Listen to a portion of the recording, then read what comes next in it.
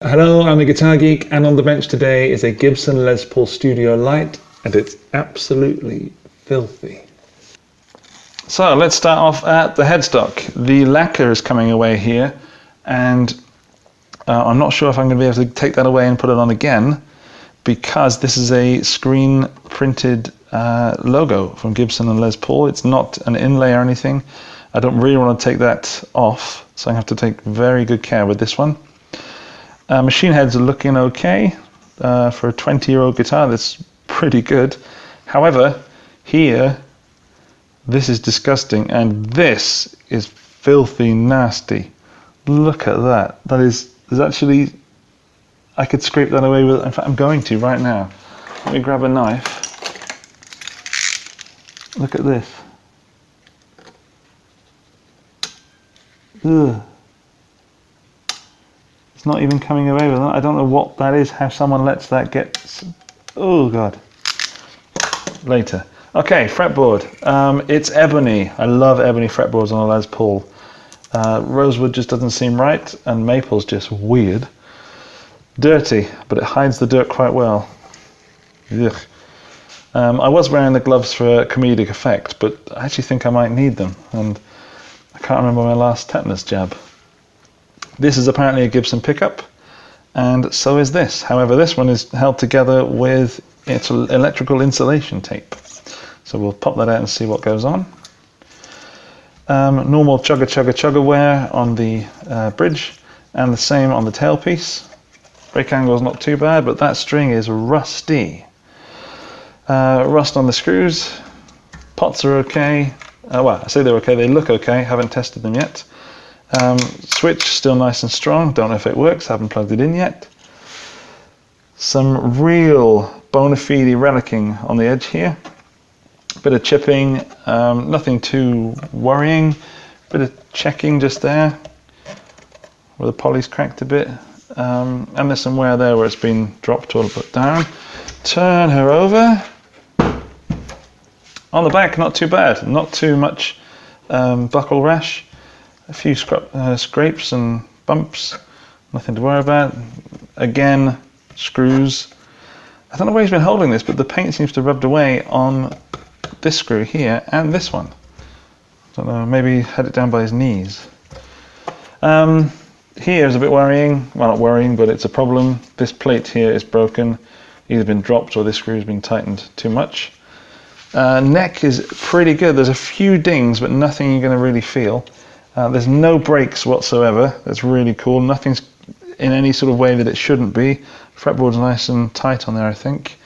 You've got Gibson machine heads, and they're in there nicely. There's no neck break. A few chips on the top, but that's about it. The main problem is that it's absolutely disgustingly filthy. So the strings are actually tied in a knot. That's interesting. I've never seen that done before.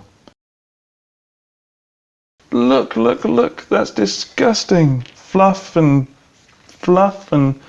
more fluff. Let's pop that off. Oh, it's not too bad, but under there, whatever that is, it's stuck on there, and it's the same stuff that's in there. I'm kind of wearing these gloves. Yuck. Ugh. Yeah, as always, put all your bits in a pot. He's got his screws around facing that way. Oh dear, let's pop everything off. There's the headstock, gunge, rust, gunge, lots of gunge. I'm intrigued to know, I'm just going to take everything off, I think. He's also had this off. I say he, I bought it from a guy in Italy. Okay, and he seemed like a nice chap, and I got it for a good price. So in here, it's on a plate. I've not seen one of those before. I've not opened up many 90s Les Pauls, and I've not seen that before on the one that I have done before, the one. So we have got, are these CTS pots? Or are they Gibson pots? I can't see. I think they're alpha pots. I want to know what that is there, this little gap. That's unusual. I wonder how many pieces of wood this is made out of. Can't tell currently.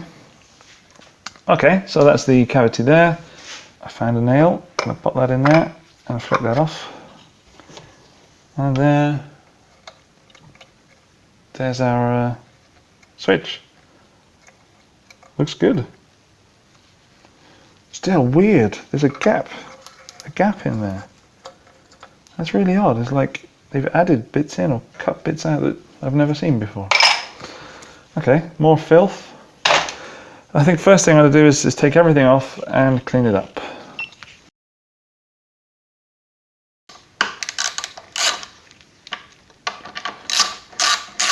Okay, seems they weren't in, that one isn't in there tight at all.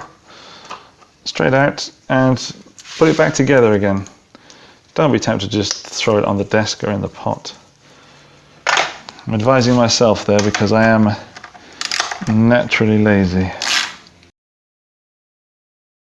Now what? Let's check this out.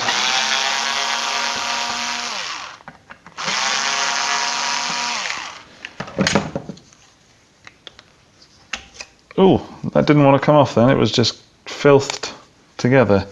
What I'd like to do with these, the truss rod covers, is get a bit of masking tape and keep the screws in there and then masking tape over it. Then you don't lose your screws then. I'm all about not losing stuff in this video. Again, a little bit of masking tape. Pop those together. And there's your washers and screws. A little bit more.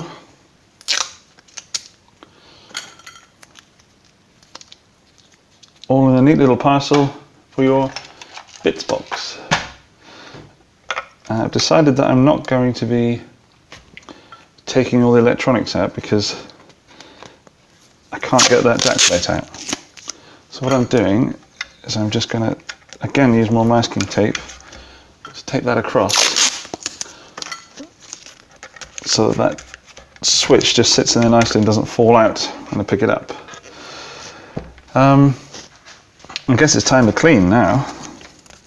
So, more filth cam.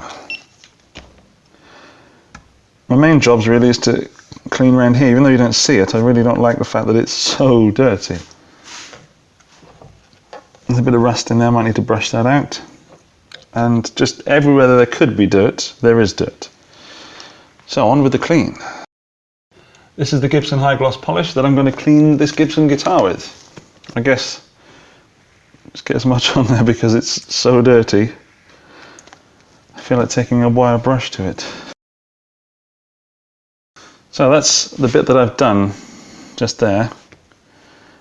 And I'm going to try and get it off with a bit of elbow grease and this toothbrush. Needless to say, this is going to get more than one clean. So I'm just doing the first one to get the majority of the gunk off. Gunk off! That's my Russian friend. He sells swords.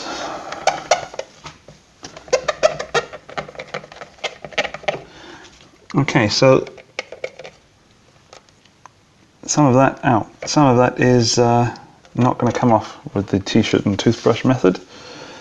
I've just noticed that the pickup ring here is split, so that's going to need replacing. Maybe I've done that. Time to get the pickups out. Here we come, here comes the reveal. Oh, drum roll. It says Gibson. He told me they were burst buckers, or at least I looked it up and it says they're burst buckers. I don't think there's any way to tell on there, but yet again more filth, but it does say Gibson USA on there. Let's try this one. Other way. Also says Gibson. Okay, so that's upside down, but hang on. There it is, Gibson. So inside they actually look okay, not bad. But these pickup surrounds look terrible. Here's the tenon joint going into the body there. Again, quite a gap in here. Ah, I'm an idiot. I've just remembered why there's that gap in the back and why there's this gap here. I am indeed an idiot. This is the Gibson Studio Lite, and that's a piece of balsa wood just there. This piece in the middle, and I said it looks like they've cut it out. They have. That's the whole point of the Gibson Lite series, is that this is a different piece of wood. So in the body is mahogany, and then here, right through the middle, I don't know where to, but here, maybe even here, I don't know. It's a balsa wood, which is also apparently a tone wood. There you go. Time for more cleaning. For my next trick, I'm going to repair the pickups and I'm going to repair this pickup and replace the pickup surrounds. I found some donor pickups in my bits box. These are some rather cheaper ones I picked up on eBay. They are for a future video, but right now I'm stealing the pickup surrounds off them. They're not Gibson, but they are almost. Yeah, they are the same. Okay, or similar enough.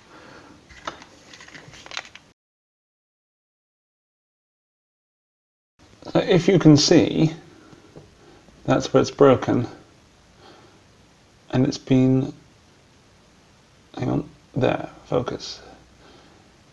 It's broken just here, and it's been re-glued at some point.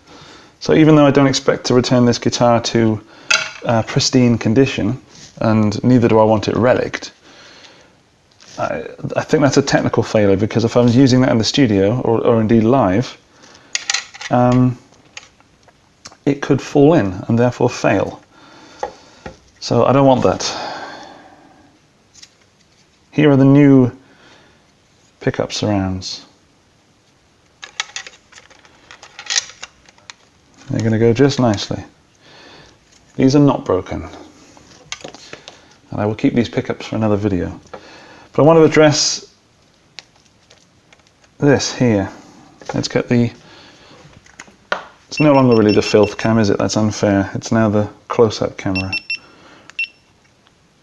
So look at this pickup. It is covered in masking tape, which is very punk and very cool. But again, for a technical reason, I want to repair that so that it doesn't fail on me in the studio or live. So I'm going to take that off there and see what we're left with underneath.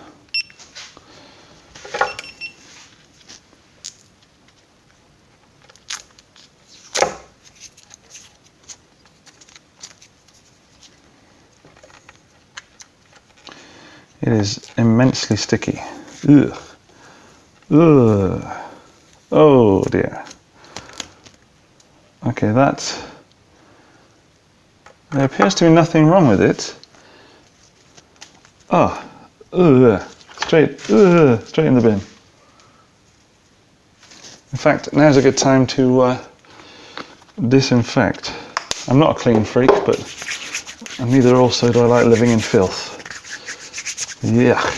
Ow, and it's a good way to find all the tiny cuts on your hands. Okay.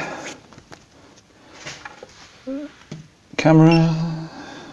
Here it is without the tape on. There's nothing wrong with the pickup and nothing wrong with the ribbon that surrounds it.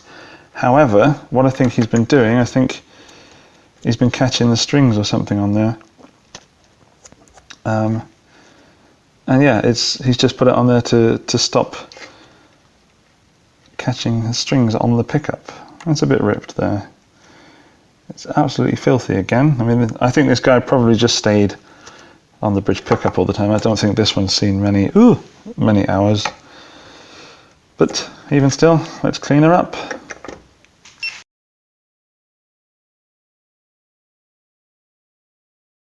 You can see that the magnets are just poking out there. So I'm going to have to pull that back in with stick a blade underneath there and just pull that in. When I was looking for the pickup surrounds, I also found in my box of bits metal pickup covers, black ones. And I think that they would look wicked.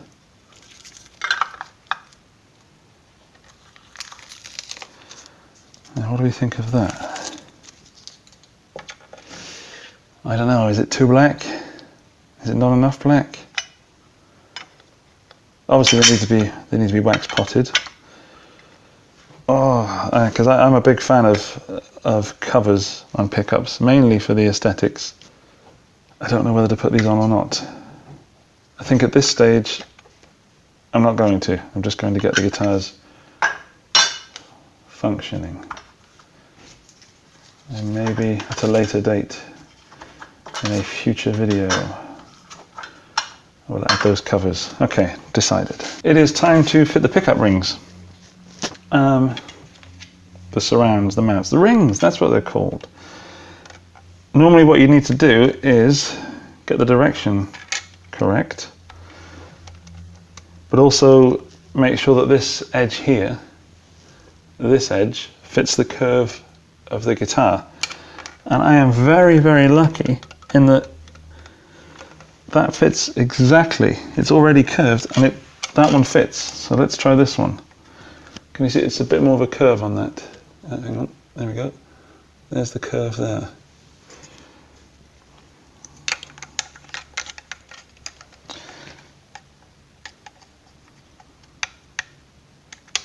That looks good that side.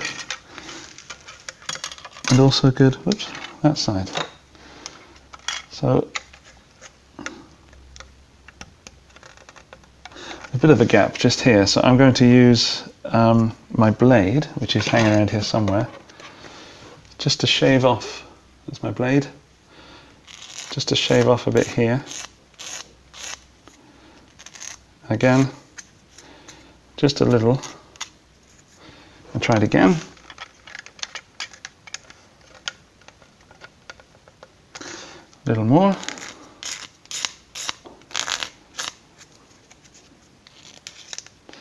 And it also needs a bit this side. It's very, very, very little amount. If it were anything more, I would be making a mark with a pencil and working to it. But because it's so little, I find it a little unnecessary. Yeah, that's fine. That's good. Good to go. And then just take the nasty edge off that. Here are the old screws and the old springs. I'm going to use those again because I know that they fit exactly.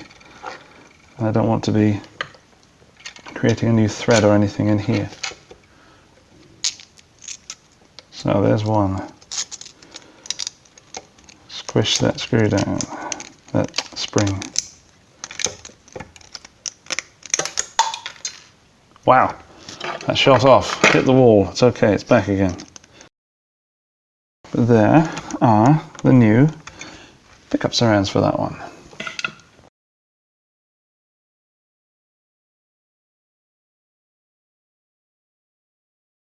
Okay, there we go. Now I want to address this headstock. So once again, here's the headstock.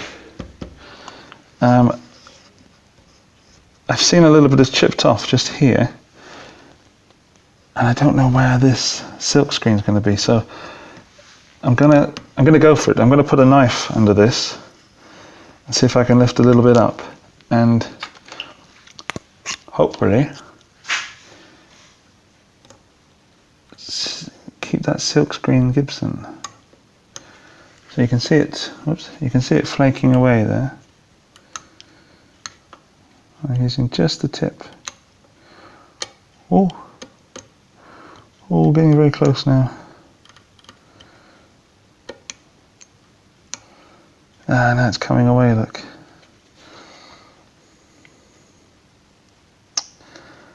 Bugger. I don't really want to... I mean, that is just going to flake off of its own accord.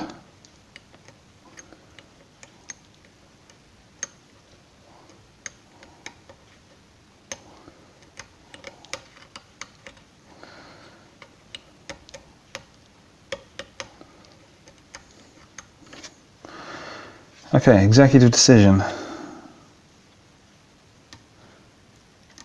I'm going to take all this off and get a new water slide decal for this. Let's clean it up so it looks really nice. I don't really want to be playing a guitar that... I mean, there's enough to be said for relicking as it is, but I think this guitar deserves the proper treatment.